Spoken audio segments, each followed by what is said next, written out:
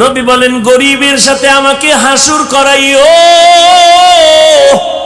ও গরিব, ধনীদের বাড়ি দেখা আফসোস করিস না, টাকা দেখে পাগল হইয়া কষ্ট পাইস না রে গরিব।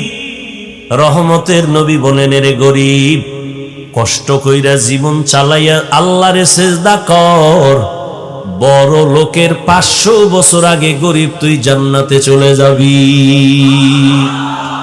আতিনা ফি দারে দুনিয়া না হাসান, আতিনা ফি দারে উকবানা হাসান, ইয়া গিয়াসাল মুস্তাগীসিন ইহদিনা লিফতিখারা বিল উলুমে ওয়াল গিনা। যুবক, তোর পায়ে হাত রেখে বলছি হাসিস না। আমি হাসার কথা বলি নাই, আমি যা বলছি যদি লজ্জা থাকতো কান্না করতি যে আমি এত খারাপ কেন হইলাম। আমার আল্লাহ রাতটা দিছেন মানুষের আরামের জন্য, শরীরের মহা ঔষধ হলো রাতের ঘুম। এই হুজুর গো, কথা তো কানে ঢুকাবি না, যা বাসায় যায় গুগলে সার্চ দিবি। হাফিজ ভাই যে বলল রাতের ঘুম শরীরের ঔষধ, হুজুরের কথা মানতে চাই না, গুগলে সার্চ দিয়ে দেখ রাতের ঘুম শরীরের কেমন ঔষধ। চিকিৎসা বিজ্ঞানীরা সব ডিটেলস ওখানে দিয়ে দিছে গবেষণা। রাতের ঘুম যে ঘুম ঔষধ, সারা রাতের ঘুম না। সন্ধ্যা রাতের ঘুম শরীরের ক্ষতি, শেষ রাতের ঘুম শরীরের ক্ষতি, মধ্যরাতের ঘুম হলো শরীরের মহা ঔষধ। 10টা থেকে রাত্র 2টা পর্যন্ত ঘুমাবি, শরীরের একটা মহা ঔষধ। একটা মানুষ যদি টাইম মতো না ঘুমায়, তার কথার ব্যালেন্স থাকে না, চলাফেরার ব্যালেন্স থাকে না। এই রাতের ঘুম শরীরের মহা তোমার ঔষধ। আল্লাহর দেয়া নেয়ামতের ঘুমটারে যারা নষ্ট করে সারা রাত কবিরা গুনাহ করে মোবাইলের দ্বারা কাটাও, তোর মরার আগেই বিছানায় পড়ে কানবি, চোখের পানি মোছার কোনো আপন কাউকে পাবি না। এখনো তুই টের পাও না তোর যে পার্স গুলো দিন দিন নষ্ট হইতেছে, তোর খবর নাই। ডাক্তারের কাছে গিয়া একটু পরীক্ষা নে, আই হসপিটালে গিয়া দেখ 1 বছর আগের চোখের পাওয়ার এখন খানিকটা মাইনাস হয়ে গেছে। একটু পরীক্ষা করে দেখ, মাথা ব্যথা আগের তুলনায় বেড়ে গেছে, বুকে ব্যথা বেড়ে গেছে। ও আল্লাহর গোলাম, তোমার কিডনির উপরে এফেক্ট হচ্ছে। এই মোবাইলের দ্বারা আজ তোমার জীবন ধ্বংস, তোমার যৌবন ধ্বংস। এমন একটা সময় আসবে, সময় মতো পার্স গুলো কাজ করবে না, কান্না করে এ পার্স আর ফেরত পাবি না। নকল কান লাগাবি, কাজ হবে না। নকল একজনের কিডনি লাগাবি, আসল কিডনির ফায়দা দিবে না। নকল চক্ষু লাগাবি, আসল চোখের ফায়দা দিবে না। আল্লাহর দেওয়া পার্স গুলো নিজে হাতে মোবাইল লইয়া নিজে নিজে সব পার্স গুলো নষ্ট করতেছো। কার্টুন দেখতে দেখতে এখন নিজের চেহারাটা নষ্ট হয়ে গেছে। আমি যুবকের যদি বলি বাবা 40 বছর পর্যন্ত একটা যুবকের চেহারার উজ্জ্বলতা নষ্ট হবে না, এটা আল্লাহ নিজে ওইভাবে সিস্টেম করে বানাইছেন। কোনো মেডিসিন লাগবে না, কোনো পাউডার ক্রিম লাগবে না। 40 বছর চেহারাটা উজ্জ্বল থাকবে, দেখলে মায়া লাগবে। কিন্তু আমি যুবকের বলি, পায়ে ধইরা বলি, বেয়াদবি মাপ চাই, রাগ করিস না রে বাবা। বল তোর 25 বছরের চেহারা কেন নষ্ট হয়ে গেল? তোর চেহারার দিকে তাকাইলে কেন মায়া লাগে না? তোর চেহারার মধ্যে কেন উজ্জ্বলতা নাই? একমাত্র কারণ সারা রাত কবিরা গুনাহ করার কারণে আমার আল্লাহ বেজার হয়ে চেহারার নূর নিয়ে গেছে। খুশি না? এই তোর সাথে মাইয়া কোরআন শপথ করছে না? কয় নাম্বার জানোনি? তুই যত নাম্বার তোর ওইটা ওই অত নাম্বার। তুই যদি 4 নাম্বার হও, তোর সাথে কসম করা মাইয়াও 4 নাম্বার। তোর সিরিয়াল যদি হয় 5, তোর ওই মাইয়া যে শপথ করে তার সিরিয়ালও 5। তুই যেমন 3 মাইয়ারে ধইরা ইজ্জত নষ্ট কইরা 5মটারে ধরছু, ওই মাইয়া 5টা ছেলের ইজ্জত নষ্ট করে 6ষ্ঠ নম্বরে তোরে ধরেছে। আল্লাহর জাতের কসম, তওবা যদি নসিব না হয়, মরার আগে জাহান্নাম কেমন, মরার আগে দেখবি বউ নামের জল্লাদ দিয়া। মরার আগে টের পাবি জাহান্নামটা কেমন ভয়ঙ্কর। ও যুবক, ভালো করে বুঝো, কয়দিন আর বাহাদুরি করো মা? তোমার মতোই তো যুবক জীবনে মাদ্রাসায় পড়ে নাই। সত্য কথার সাক্ষী দিও, জবান বন্ধ রাখিও না। আজকে তোমাকে বয়ান করতেছি, তোমার মতো যুবক জীবনে মাদ্রাসায় পড়ে নাই, স্কুল কলেজে পড়িয়া বলো 5 বেলার নামাজ পড়ে, সত্য কথাটা স্বীকার করো, আছে না নাই?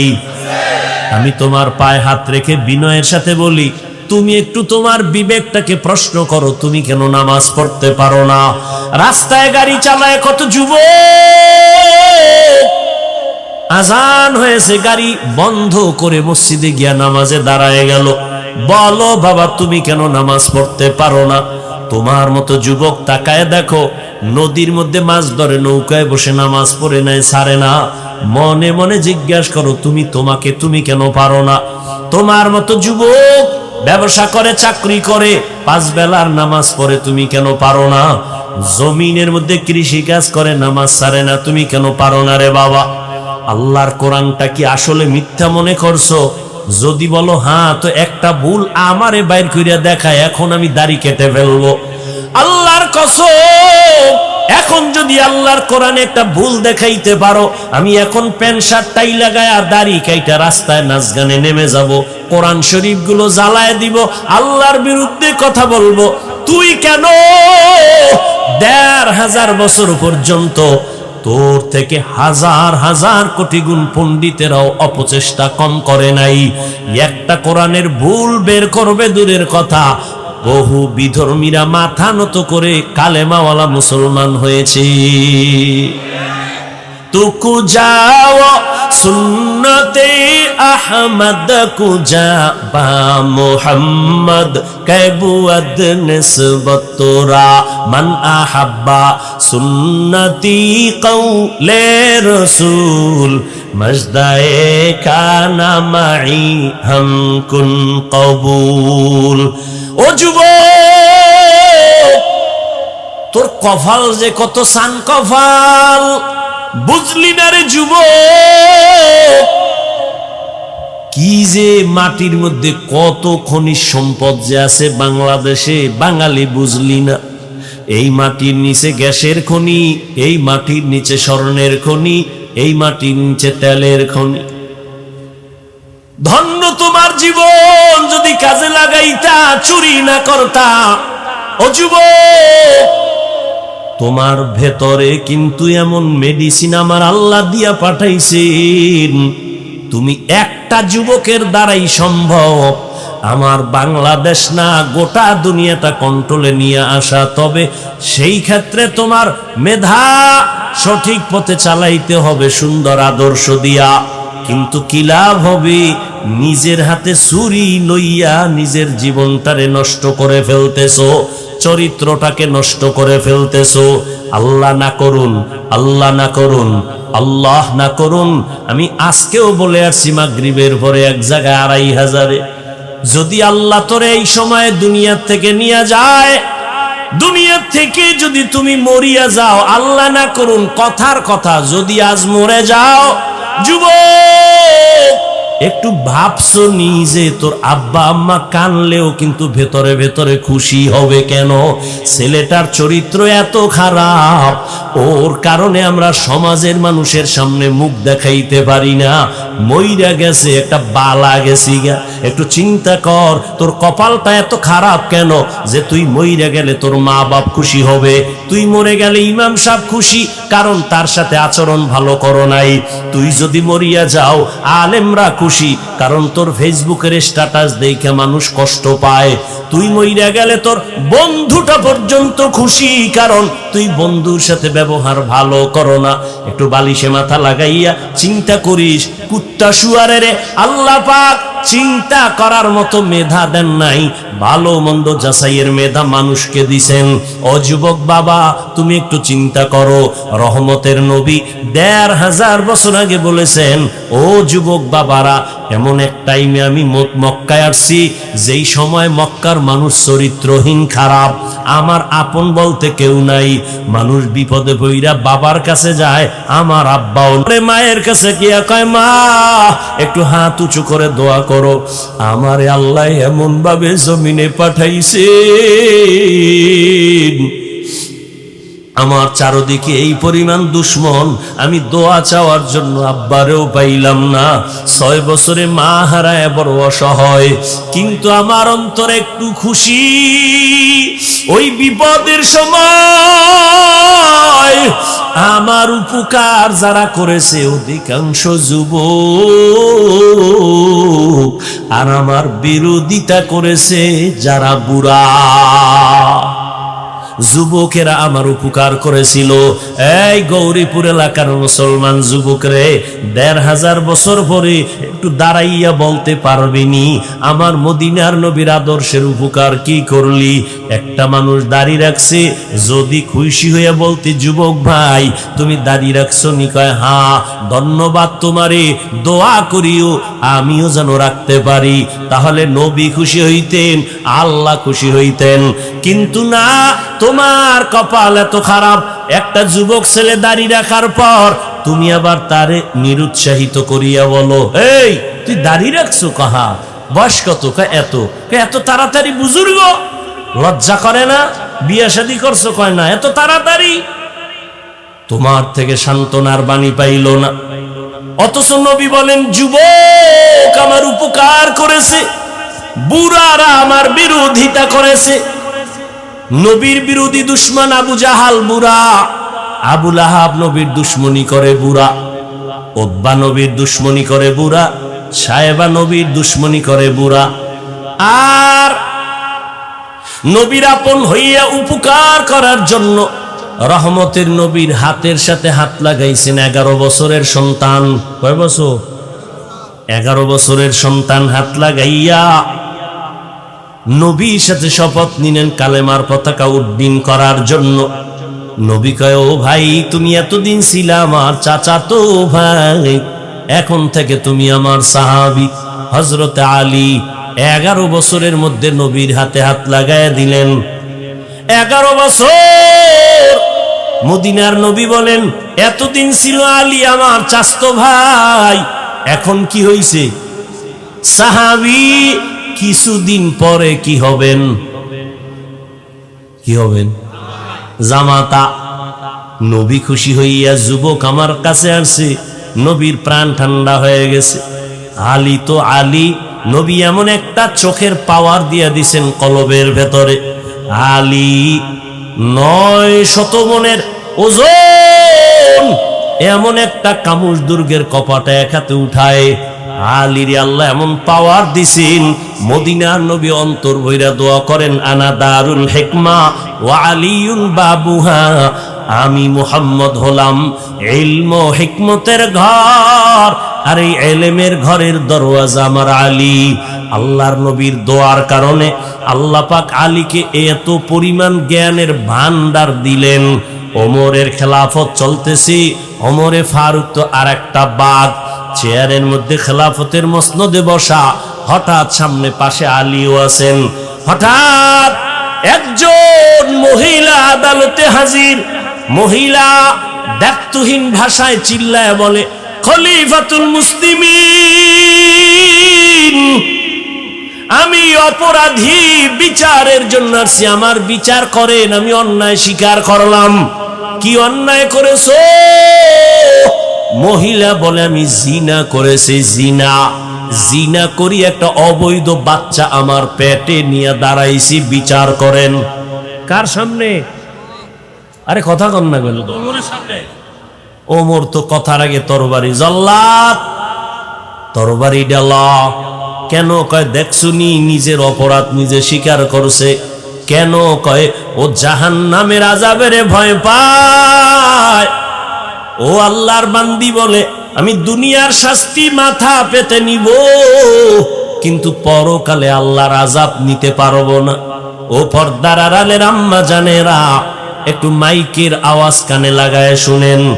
এতক্ষণ আপনাদের সন্তানদের যেই পরিমাণ বয়ান আমি শুনাইলাম রে মা, এই সন্তানগুলোকে যদি আমার কথা বাস্তবায়ন করার জন্য চেষ্টা করা হয়, আম্মা জান আপনাদের অবদান ছাড়া সম্ভব হবে না। এই দুনিয়ায় যত ভালো সন্তান একমাত্র মায়ের অবদানের কারণে। এজন্যই তো মা আপনাদের এত মর্যাদা আল্লাহ বাড়াইছে নবীর মাধ্যমে। কিয়ামত পর্যন্ত কোন লাইনে আলাদাভাবে নারীর মর্যাদা বাড়ানোর কোনো রাস্তাই নাই। দুনিয়ার কোন বেঈমান যদি বলে আমরা আলাদা নারীর সম্মান দিব, খোদার কসম নারীর সম্মান হবে না, চালাকি করলে হবে নারীরা অপমান। নারীর সম্মান কোন কোন লাইনে দরকার আমার আল্লাহ দিয়ে দিছেন একবারে কিয়ামত পর্যন্ত। নবীদের মা বানাইছেন নারীদেরকে। আম্মা জানদের বেলায় বলবনি দিয়ে একটা কথা, এরে আম্মা জান আপনাদের জীবনটা তো ধন্য, আপনারা নবীদের মায়ের মতো মা, সাহাবায়ে কেরামের মায়ের মতো দামি মা। আপনারা এই যে স্টেজের মধ্যে হাফেজে কোরআনদের বাগড়ি দেওয়া হলো, একটু চিন্তা করেন ওর মা কত খুশি, ওর বাবা কত খুশি, কলিজাটা ভরে গেছে। দোয়া করি তবে ভয়ও আছে, যেমন খুশি তেমন ভয়। যদি আমার এই ছাত্র বাবারা আল্লাহর কোরআন বুকে নিয়ে গুনায় লিপ্ত হইয়া যায়, আমার আল্লাহ বরদাস্ত করতে পারবেন না। ভালো ছাত্র সামান্য অন্যায় করলে আল্লাহ তারে ধইরা ফালায়, শিক্ষক তারে ধরে ফেলে। আল্লাহর কোরআন যার সিনায় লাগাইছে, নিচে ভিতরে 30 পারা ঢুকানো, ওই বান্দা আল্লাহর কাছে এত প্রিয়, সামান্য গুনাহ করলে আমার মাওলা সইতে পারে না। আল্লাহ ঠাস করে একটা হোঁচট খাওয়ায়া দেয়, দুনিয়া থেকে চলে যায়। আল্লাহর কাছে দোয়া করি কোরআন যাদের সিনায় নিল, হাফেজ আলেম, আল্লাহ তাদেরকে আদবওয়ালা জিন্দেগি দান করেন। আল্লাহওয়ালাদের ওস্তাদের দোয়া নিয়া, মা বাবার দোয়া নিয়া শান্তি আর সম্মানের জীবনে চলতে পারে তৌফিক দান করেন। ও পর্দার আড়ালের আম্মা জানেরা, আপনারা তো খাদিজা রাদিয়াল্লাহু তাআলা আনহার মতো নারী, ফাতেমা রাদিয়াল্লাহু আনহার মতো দামি নারী, আপনারা তো আয়েশা রাদিয়াল্লাহু আনহার মতো নারী। এরে আম্মা জান আপনারা তো ইসমাঈল নবীর মা হাজেরা আলাইহা সালামের মতো নারী, আপনারা তো ঈসা নবীর মা মারইয়াম আলাইহা সালামের মতো নারী। আপনারা তো কেমন দামি। ওই বেঈমান ফেরাউন নিজেরে খোদা দাবি করেছিল, একটু জানা থাকলে বলবেন ওই বেঈমানের ঘরে তার স্ত্রী কে ছিল? আসিয়া কত দামি নারী। রহমতের নবী বলেন কিয়ামতের ময়দানে জান্নাতের মধ্যে আসিয়ার সাথে আমি মুহাম্মদের বিবাহ হয়ে যাবে। ও মা, আপনার স্বামী তো ফেরাউনের মতো খারাপ না রে মা।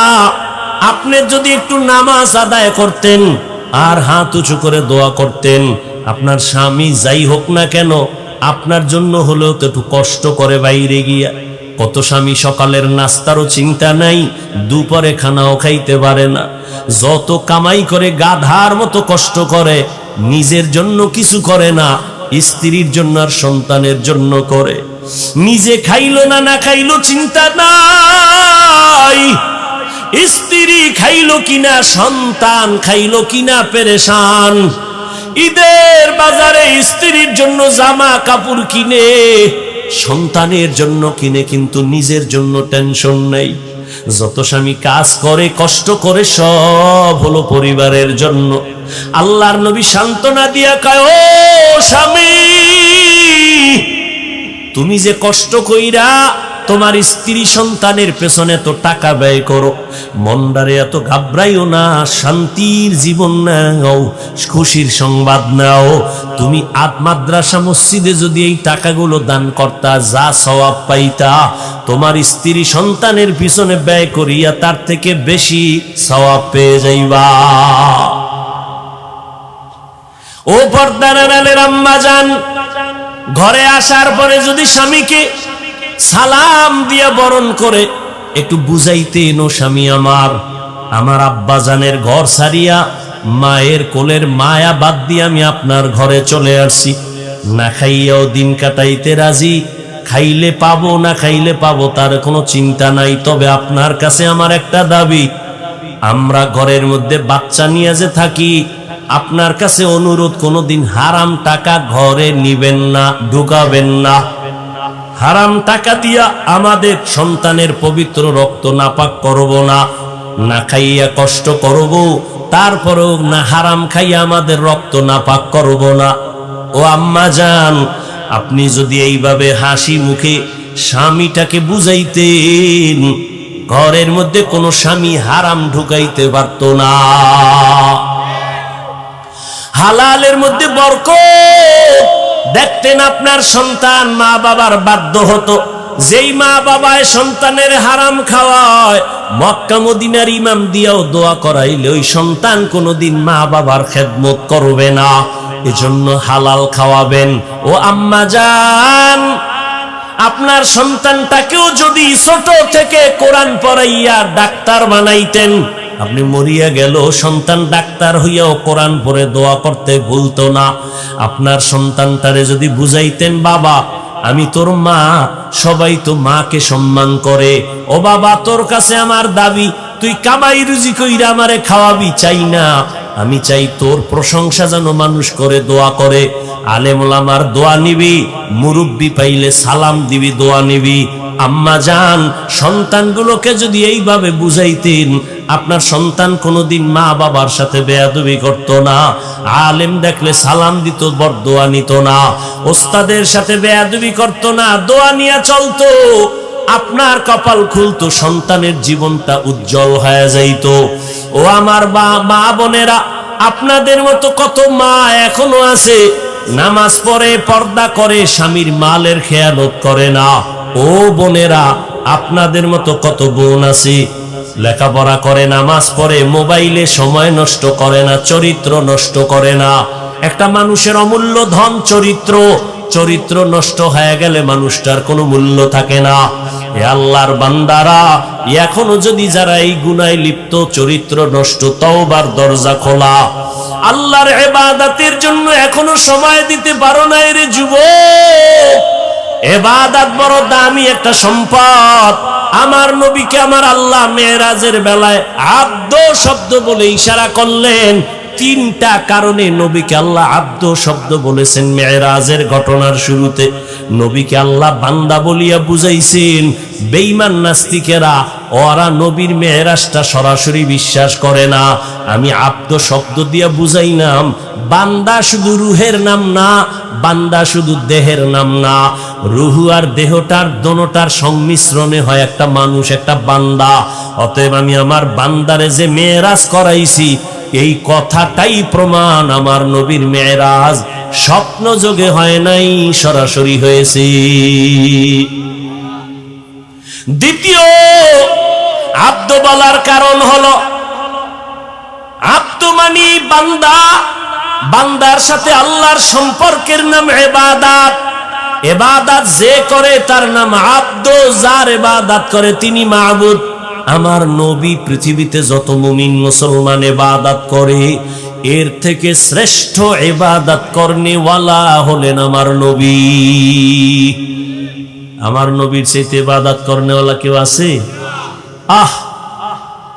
আম্মা জান আয়েশা রাদিয়াল্লাহু তাআলা আনহাকে কে সাহাবায়ে কেরাম জিজ্ঞেস করলেন, নবীজির আশ্চর্য ধরনের কোন ঘটনা আছে শুনাইবেননি?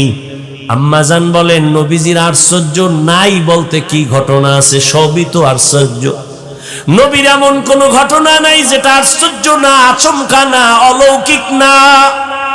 ও নবীর আশিক, ও যুবক, ইবাদতের লাইনে আমরা টুপি পরছি, আল্লাহর মোহাব্বতে নবীর তরিকায় দাঁড়িয়ে রাখছি।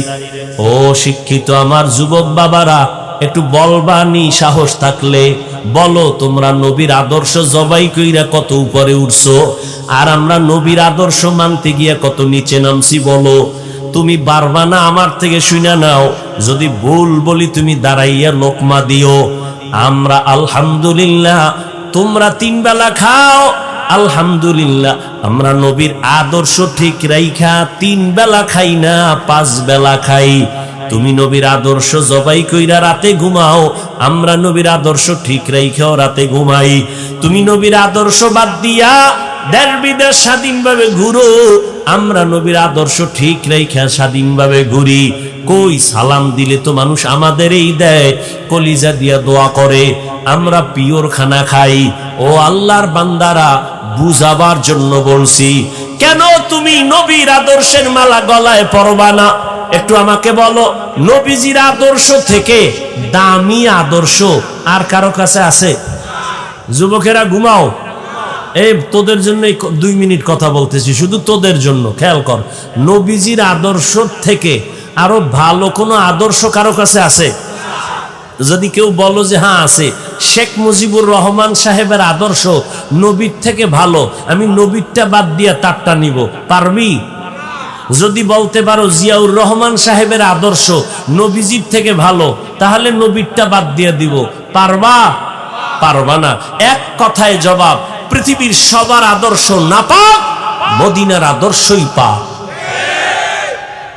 এবার আমাকে বলো, নবীর রেখে যাওয়া সুন্নতের আদর্শ পালন করবে হিন্দু, বৌদ্ধ, ইহুদি, খ্রিস্টান, কারা? কোন দেশের? শুধু কুমিল্লা ছাড়া। ও যুবক, নবীর আদর্শ মানবে সব মুসলমান, কিন্তু তুমি কেন নামাজ পড়ো না বলো? তুমি নবীর আদর্শে টুপি কেন পরো না? নবীর আদর্শে কেন তুমি মা বাবারে সালাম দাও না? কেন তুমি মা বাবার সাথে বেয়াদবি করো? কেন তুমি শিক্ষকের সাথে বেয়াদবি করো? আমি তোমাকে ডাক্তার হওয়ার জন্য দোয়া করি। ও যুবক, লেখাপড়া করে ডাক্তার হও, ইঞ্জিনিয়ার হও, প্রফেসর হও, তবে বেয়াদব হইবে না রে বাবা। তোমার আচরণে যেন কেউ কষ্ট না পায়। যেই সফলতার আদর্শবান ডাক্তার যদি হতে চাও, দোয়া লাগবে, দোয়া। দোয়া ছাড়া সম্ভব না। এলেমের মাস্তানিতে এই চেয়ারে বসে বয়ান করা যায় না, দোয়া আছে, দোয়া মা বাবার দোয়া। দ্বিতীয় দোয়ার পুঁজি শিক্ষকের দোয়া। আমার আব্বা আম্মা আমার এই চেয়ারে বসানোর ক্ষেত্রে দোয়া করছেন ঠিক, কিন্তু আপনাদের সামনে বয়ান আমার আব্বা আম্মা শিখান নাই, আমারে ধৈরা ধৈরা বয়ান শিখাইছেন আমার শিক্ষক। অতএব আমার দোয়ার বড় সফলতার প্রথম পুঁজি আব্বা আম্মার দোয়া। যুবক, ভালো করে মনে রাখিস, তোমার জীবনের সফলতার দোয়া দ্বিতীয় শিক্ষকের দোয়া, তৃতীয় মুরব্বী উলামায়ে কেরামের দোয়া। ও যুবক, তাদের বরদোয়া নিবা না। যেমন তাদের দোয়া সফলতা, তাদের বরদোয়াও কিন্তু একটা আগুন। শিক্ষকের বরদোয়া একটা আগুন, উলামায়ে কেরামের বরদোয়া আগুন। অতএব বাবা, দোয়া নাও, মা বাবার জীবনটা সফল হবে। শিক্ষকের দোয়া নিও। যদি দোয়া নিতে নাও পারো, পাও দুইটা ধইরা বলি, যদি বলো হাফিজ ভাই নিচে নাইমা পাও ধরো, বল আমি লাফ দিয়া নিচে আসি, আমি পায়ে ধইরা শেষ বেলায় একটা কথা তোমাদের বলে যাই, যুবক বাবা, সফলতার জীবন যদি চাও, মা বাবার দোয়া নাও। দোয়া নিতে যদি নাও পারো, পায়ে ধরে বলছি, কখনো বরদোয়া নিও না, শিক্ষকের দোয়া নিও। যদি দোয়া নিতে নাও পারো, পায়ে হাত রেখে বলছি, বরদোয়া নিবা না। খবরদার, উলামায়ে কেরামের দোয়া নিও। যদি না পারো, বরদোয়া নিও না। বলবা লাভ কি হবে বরদোয়া নিলে? আল্লাহর কোরআন আমার টেবিলে আছে, কোরআন সাক্ষী, আল্লাহর কসম, যদি মা বাবার বরদোয়া লাগিয়া যায়, শিক্ষকের বরদোয়া লেগে যায়, আলেমের বরদোয়া লেগে যায়, মরার আগে মইরা যাবি, মানে রুহু থাকবে, হাত থাকবে না, চোখ থাকবে না, পঙ্গু হয়ে যাবি, চাকার তলে কখন মাথা ঢুকে যাবে টের পাবি না। সব জায়গার বরদোয়া চলে না, সাবধান। মা বাবার বরদোয়া কিন্তু আগুন, মরার আগে তুই শেষ। উস্তাদের বরদোয়া কিন্তু আগুন, মরার আগে উলঙ্গ পাগল হয়ে রাস্তায় ঘুরবি। এই রাস্তাঘাটে চলি, আল্লাহ সাক্ষী, মিথ্যা বলি না বাবা, বুঝাবার জন্য বলি। কত পাগল দেখছি, ইংলিশে কথা কয়, আবার আরবিতেও কথা কয়। আমি চিন্তা করলাম, পাগল হইয়া কি আবার ইংরেজি শিখছে, আরবি শিখছে নি? খুঁজে দেখলাম না। তাহলে পাগল আবার ইংলিশ কয় কেন? খবর কোথাও না পাইয়া একা একা ভাবলাম, ভেবে চিনতে বের করলাম আসলে ছেলেটা স্কুলের ভালো ছাত্র ছিল, শিক্ষকের বেয়াদবির কারণে রাস্তার পাগল হয়ে গেছে। ছেলেটা মাদ্রাসার ভালো ছাত্র ছিল, ওস্তাদের সাথে বেয়াদবির কারণে রাস্তার পাগল হয়ে গেছে। ও যুবক, তোমার জন্য আমার জীবনের বড় একটা বয়ান। দোয়া যদি মা বাবার নিতে নাও পারো, পাও ধরে বলি বরদোয়া নিও না। মা বাবার দোয়া নাও, শিক্ষকের দোয়া নাও, মুরব্বিদ ওলামাদের দোয়া নাও। দোয়া নিতে না পারলেও বরদোয়া নিও না। ওয়াদা কর, অঙ্গীকার কর, ওয়াদা কর যে মইরা যাব, গলায় ছুরিও যদি লাগে, এই প্যান্ডেলে ওয়াদা করলাম মা বাবার দোয়া নিতে না পারলেও বরদোয়া নিব না। ওয়াদা কর, প্রতিজ্ঞাবদ্ধ হ। যদি পারি শিক্ষকের দোয়া নিব, না পারলে বরদোয়া নিব না। চেষ্টা করবো আলেম ওলামাদের দোয়া নিতে না পারলে অন্তত বরদোয়া নিব না। ও বাবা, তুমি আলেমের বিরুদ্ধে ফেসবুকে লেখলে বলো তোমার কি লাভ হবে আর আলেমের কি ক্ষতি হবে? হবে? এই তুমি আমার বিরুদ্ধে লেখলে ইসলামের কোনো লাভ হবে? তোমার লাভ হবে? বরং তুমি কিন্তু দিন দিন ধ্বংসের পথে যাইবা। অতএব এগুলো বাদ দিয়া তুমি একজন ভালো ছাত্র হও, তুমি ভালো ডাক্তার হও। দোয়া ছাড়া বেয়াদবি কইরা ডাক্তার হইলে ডাক্তার হইতে পারবি ঠিক, তবে তাসলিমা নাসরিনের মতো জুতা খাওয়া লাগবে জায়গায় জায়গায়। বেয়াদবি কইরা প্রফেসর হইতে পারবি ঠিক, কিন্তু আহমদ শরীফের মতো জুতার বাড়ি খায়া মরণ লাগবে, কবরও হবে না। ঢাকা কলেজের প্রফেসর আহমদ শরীফ মরার আগে ছেলে মেয়েরে বলছে, আমি মরা কবর বিশ্বাস করি না, মরলে আমারে কবরে দিবি না। ঠিকই ওই বেঈমান মরার পর সন্তানেরা কবরে রাখে নাই, দেহটা হসপিটালে দান করে দিয়েছে। ওই আহমদ শরীফ প্রফেসর ঢাকা কলেজের ক্লাসের মধ্যে ঢুইকা কয়, এই ছেলে মেয়ের আমার নাম জানুনি? কয় জানি। বল। কয় বেদ্যবি হবে। কয় শোন, আমার নাম আহমদ শরীফ। শুনছো না তোরা কোরআন শরীফ? জি স্যার। শুনছো হাদিস শরীফ? জি স্যার। শুনছো মক্কা শরীফ, মদিনা শরীফ? কয় জি স্যার। আজকে থেকে শুনা ল, মক্কা শরীফ বাদ, মদিনা শরীফ বাদ, কোরআন শরীফ বাদ, হাদিস শরীফ বাদ, আমি আহমদ শরীফ তোদের জন্য যথেষ্ট। ওই ডাক্তার হয়ে লাভ নাই, ওই প্রফেসর হয়ে লাভ নাই, সুনামের সাথে জীবনটা তৈরি করো। সেজন্য মা বাবার দোয়া আর মোবাইলের থেকে নিজের চরিত্রটারে বাঁচাও, কারণ চরিত্র একটা অমূল্য সম্পদ। দিন দিন কবি নজরুলের ইতিহাস পড়ো, কত গর্ব করো। তোর মতো সারা রাত আকাম করলে জীবনে কবি নজরুল হতে পারতো না। তুই যে সারা রাত মোবাইলে আকাম করো, নির্লজ্জ বেহায়ার মতো। ঘুমের মধ্যে মরণ হয়নি? এই যুবকেরা বল। আচ্ছা, আজরাইল যদি আইসা দেখে তোর কানের ভিতরে গানের তার লাগানো, তুই মুসলমানের সন্তান, আল্লাহর ভয় নিয়ে বল, তুই আজরাইল যদি দেখে রাতে তুই কানের মধ্যে তার লাগাইয়া ঘুমাইছো গান শুনতে শুনতে, আল্লাহর কাছে কালকে কি জবাব দিবি? অনুরোধ করে বলে গেলাম, ও পর্দার আড়ালের মা, এখনো সময় আছে, আপনার সন্তানকে বুঝাই একটু লাইনে নেন, দোয়া করেন। ও ওলামায়ে কেরাম, ও মুরব্বীরা, ও যুবক বাবারা, এখনো সময় আছে, তওবা করো। মনে মনে আমার আল্লাহকে বলো, আল্লাহ জীবনে তো গুনাহ কম করি নাই, আমার গুনার কারণে চোখ বন্ধ করে মনে হয় তাকায় দেখি হাত না পাক করে ফেলেছি, গুনার কারণে চোখ না পাক, অন্তর না পাক, জিহ্বা না পাক। ও আল্লাহ, এই গুনার খবর যদি আমার আপনজন কেউ জানতো, সম্মানের নজরে দেখতো না। আল্লাহ, তুমি দেখার পরও রাগ করিয়া সম্মানের জায়গা থেকে ফেলে দাও নাই, খানা বন্ধ করো নাই, বাতাস বন্ধ করো নাই। ও আল্লাহ, আজকে তওবার নিয়ত করলাম, মরিয়া গেলে যাব, তুমি তো হায়াতের মালিক, তুমি তো মৌতের মালিক, তুমি তো রিজিকের মালিক। জীবনে তো অন্যায় কম করি নাই, মনে চাইছে নামাজ পড়ব না, পড়ি নাই, মনে বলতো আড্ডা দিব, বেপর্দা নারী দিয়া দিছি, মনে চাইছে পার্কে যাব, দৌড়ায় গেছি। ও আল্লাহ, আজকে থেকে ফিরতে চাই, আর নামাজ ছাড়বো না, আর দাড়ি কাটবো না, আর বেপর্দায় চলবো না, মা বাবাকে কষ্ট দিব না, ওলামায়ে কেরামের বিরুদ্ধে যাব না, নবীজির তরিকা মেনে চলবো। অন্তরটাকে ঘুরাইয়া আল্লাহর মোহাব্বত যদি থাকে, তওবা করো। আমার আল্লাহ কত দয়াময়, আল্লাহ তোমার আমার গুনাহ দেখার পরও রাগ করে পানি বন্ধ করেন নাই, বরং আমার আল্লাহ প্রতিদিন ডাকে, নাই বান্দা তওবা কর, জীবনের গুনাহ মাফ করে দিব।